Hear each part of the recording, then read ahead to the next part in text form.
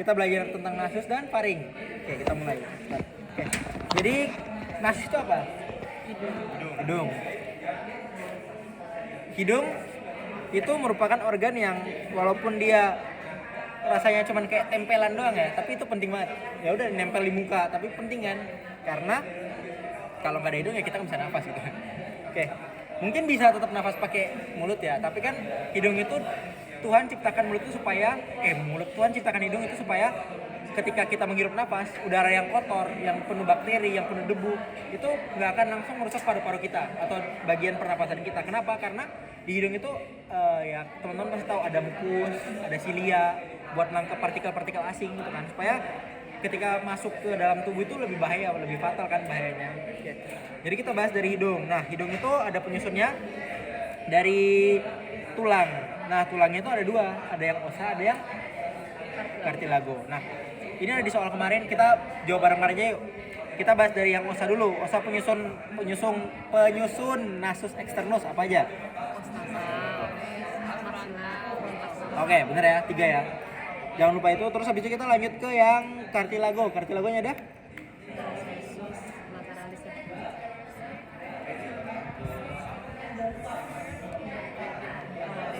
Alaris minor, oke. Alaris minor itu sebenarnya bukan kartilago ya, tapi dia kumpulan dari beberapa kartilago. Namanya cartilaginea. Cartilaginea itu tersusun dari 3 atau 4 kartilago gitu ya. Oke. Itu diapalin, siapa tahu keluar lagi ya di responsi. Cuman semoga aja dokternya nggak niat ya blok ini. Blok yang kemarin aku lihat soal itu selalu lumayan baru semua sih. Oke.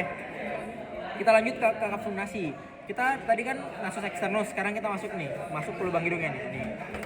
Nih masuk. Udara masuk itu pasti butuh suatu jalur ya, atau ya pintu masuk. Nah, pintu masuknya namanya apertura.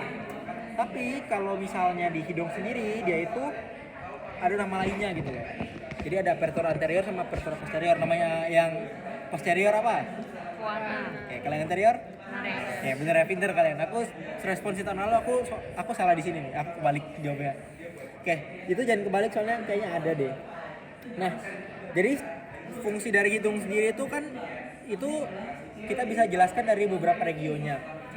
Selain kan tadi fungsi utamanya buat jalur masuknya nafas ya atau udara gitu untuk kita bisa tetap hidup. Nah, selain itu ada 2 fungsi lain kalau di Raul ya. Nah, kita sambil bahas fungsi sambil bahas regio. Regionya itu ada 3.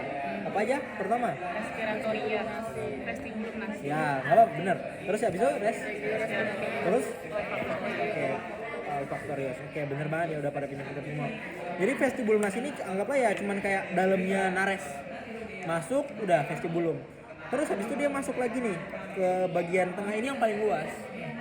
Namanya respiratorius. Nah, menjelaskan fungsi dari hidung sendiri. Jadi di regio respiratoris itu dia punya namanya epitel respiratoria. Nanti kalian belajar di histologi. Epitel respiratoria itu dia nanti punya mucus sel sama dia punya cilia. Nah, fungsinya itu buat apa? Pertama, dia itu berfungsi untuk menangkap partikel yang asing gitu, debu, kotoran, virus. Mungkin bahkan ketika benda asing serangga masuk ke hidung kalian, itu tuh pasti ketahan sama cilia. Ketahan sama mukus. Jadi nggak mungkin bisa masuk sampai ke dalam kecuali kalian itu yang udah masuk ke hirup lagi. Nah, itu bisa masuk. Tapi pasti ketika kalian ada yang masuk ke hidung, kalian pasti langsung kayak pengen refleks batuk atau bersin kan. Nah, itu sebenarnya bagian dari imun tubuh kita gitu. Jadi musin atau sel mukus yang kalian pasti belajar di histo itu bagian dari sistem imun innate bahasanya. Itu kalian belajar di 3.1. Aku cuma kasih pengantar biar kalian nggak bingung-bingung gitu. Jadi innate itu kayak yang paling pertama ngelawan gitu loh. Jadi ketika kalian ada bakteri masuk atau debu aja masuk itu pasti kan udah kayak pengen bersin. Nah, itu bagian pertahanan tubuh kita gitu, yang paling pertama melawan benda masuk. Oke. Nggak perlu bahas lama-lama di situ, kita masuk ke anatomi lagi. Nah, jadi di anatomi ini terus abis itu nanti dia berfungsi di situ kan banyak vaskularisasi ya. Vaskularisasi itu buat mengatur kelembapan udara. Ketika udara dingin, kenapa kalian bisa tetap menghirup dengan normal? Karena di dalam hidung kalian itu banyak banget pembuluh darah. Ya kayak kalian bahas di pos selanjutnya nanti itu ada kayak plexus Kisselba, Norwood. Nah, itu semua fungsinya buat menghangatkan udara yang masuk gitu. Oke, lanjut lagi. Terus yang ketiga itu fungsinya itu supaya dia itu tadi kan ada rambut ya, rambut si dia itu buat nangkep benda asing gitu ya. Lanjut kita ke kafum nasinya deh, ke kafum nasi. Nah di kafum nasi itu ada 3 konka. Nah supaya nggak bingung konka itu apa, konka itu tulang. Konka ini tulang, kalian kalau pegang nih, pegang aja. Pegang keras, dia itu tulang.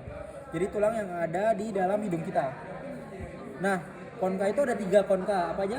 Nasalis superior, media, inferior. Nah, oke. Di preparat ini yang kemungkinan akan dipakai waktu responsi, yang superiornya itu jelek banget. Ini kepotongnya jelek banget nih, cuman kecil. Ini yang konkanal superior. Atau emang karena ini jelek, atau karena emang dari sana udah kayak gitu ya, nggak tahu. Ini orang asli BTW ya. Oke, lanjut.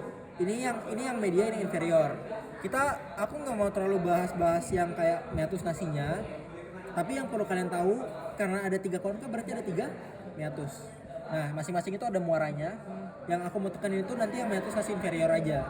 Meatus nasi inferior itu ya ada muara dari ductus nasolacrimalis. Itu korelasinya ketika kalian nangis pasti ingusan, meler kan? Gak ada yang orang nangis gak meler. Bahkan ketika bukan cuma meler ya, sampai kesumbat hidungnya kan. Nah itu karena ini ada meatus nasi inferior. Yang meatus nasi media superior sama yang recessus speno ethmoidalis, aku minta kalian buat belajar di rumah karena supaya cukup waktunya ya. Itu kalian hafalin aja sih buat yang keluar dari situ apa. Oke, kita lanjut ke sinus. Nah, jadi sinus paranasal, sinus itu merupakan suatu terowongan yang ada di muka kalian. Muka kalian, muka aku, muka semua manusia ya. Jadi tulang kita tuh ini loh, ini lihat ada kayak gua-guanya gitu loh. Lihat kan, bisa lihat ketika dipotong nih. Set. Ini ada gua-guanya. Nah, jadi ini tuh muncul ketika 3 atau 4 bulan masih di dalam rahim atau waktu masih infan gitu. Nah, sinus ini tuh ada 4, ada frontalis, habis itu ada yang maxillaris, ada yang ethmoidalis sama sphenoidalis. Dan keempat-empat ini saling berhubungan. Nah, di dalam sinus ini nanti ada sel epitel sama mukus juga kayak yang di hidung. Ketika ada infeksi atau virus bakteri masuk itu, kalian pernah dengar gak sinusitis? Nah, sinusitis itu peradangan pada sinus. Yang ini ya sinus tadi itu, keempat sinus. Dan itu teman-teman bukan hanya ingusan. Kalian sampai pusing, kalian sampai berat banget kepalanya. Karena ternyata fungsi sinus sendiri itu ya buat supaya kepala kita tuh lebih ringan. Menjaga keseimbangan dari kepala kita. Bayangin sinus itu keisi penuh sama tulang. Ketika kalian bengkokin kepala ke sini, kalian pasti jatuh. Emang seberat itu. Apalagi kalian harus menopang otak, organ-organ lain yang ada di kepala kan. Dan itu enggak apa malah bahaya ke tulang kan kalau terlalu berat tulang leher ini. Cervical. Oke. Nah, untuk sinus sendiri kalian nggak terlalu perlu apa namanya? Yang dipelajari ininya. Cuman kalau yang buat sinus yang ethmoidalis itu nanti dia tuh kayak lubang-lubang kecil jadi satu, namanya selule. Makanya tadi namanya selule kan. Nah, selule ethmoidalis yang posterior, anterior sama media itu ya gabungan dari beberapa terowongan akhirnya jadi selule gitu. Oke. Kita lanjut plexus Kieselbach itu nanti bahas di situ sama plexus Norwood. Kita lanjut aja ke faring. Nah, faring ini organ yang ada terbagi atas 3. Nasofaring, orofaring sama laringofaring. Oke. Dia itu terletak dari VC1 sampai VC6. Tapi untuk pembagiannya sendiri kalau nasofaring 1 2, orofaring 2 3, berarti terus 3 sampai 5-nya laringofaring. Oke.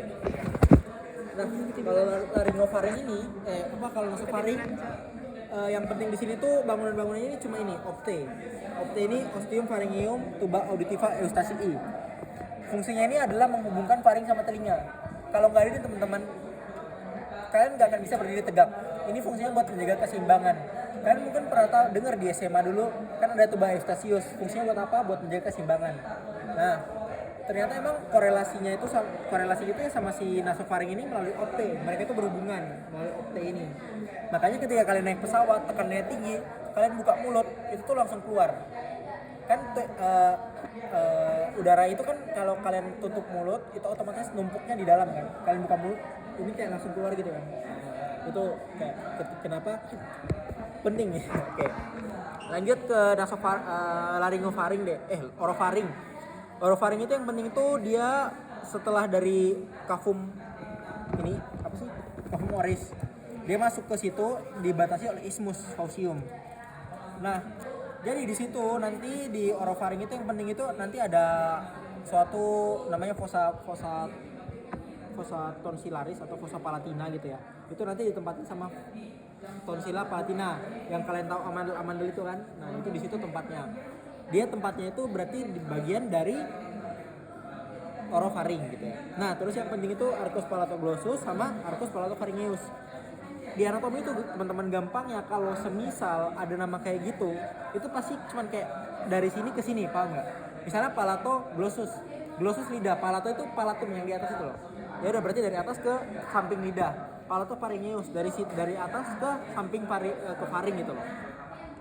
Itu penting di situ karena nanti kayak menjadi batas-batas topografi dari mulut sama faring gitu.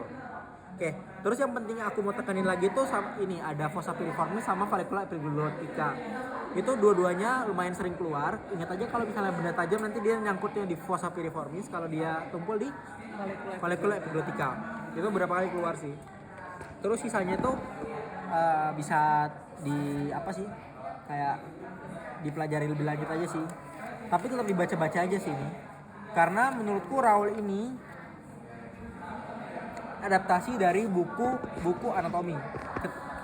Jujur aku sendiri aja malas sebenarnya buat baca Grace, buat baca Netter. Makanya aku lebih pilih Raoul, soalnya Raoul ini udah rangkuman dari semuanya itu. Kayak ya kalian bisa memahami anatomi dengan gampang, dan ya bukan mau menyombongkan, cuman kalian bersyukur bisa ada di FKUNS karena cuma FKUNS yang bikin kayak ginian buat mahasiswa. Oke, kita lanjut lagi. Mungkin ini amandel, aku bahas dikit lah klinis. Kan ada namanya amandel itu tonsilitis. Nah, nice to know aja sih, itu ada ukurannya 1, 2, 3, 4. Itu ada kayak batas-batasnya gitu loh. Jadi misalnya ini arcus palatopharyngeus. Jadi kayak satu ketika ukurannya 4 itu artinya udah penuh gitu loh. Udah kayak tonsil kiri kanan itu ketemu. Dan itu nanti jadi kissing tonsil kan, gak ada jalan masuk buat udara. Udara gak bisa masuk, makanan gak bisa masuk. Nah, makanya nanti butuh suatu tindakan operatif namanya tonsilektomi, diangkat gitu ya. Oke, mungkin ada teman-teman yang pernah dengar operasi amandel, nah itu namanya tonsilektomi. Cuman kita mengenalnya sebagai operasi amandel. Oke, udah habis waktunya. Semangat, ini cepet, ini dicepetin gue nih. Di situ vallekulanya kelihatan nggak? Oh, di sini vallekulanya kelihatan nih. Musik. Nih. Nah, ini nih, cuman kepotong. Jelek yang di sini. Ini nih vallekulanya kelihatan. Nih, ini vallecula nih. Kayak sebenarnya di bagian sini tuh nanti ada vallecula, cuman nggak kelihatan karena udah kepotong aja sih. Ini nih. Ini kan epiglottis. Ini yang di sini Tapi kalau yang fossa piriformisnya nggak kelihatan. Gitu ya.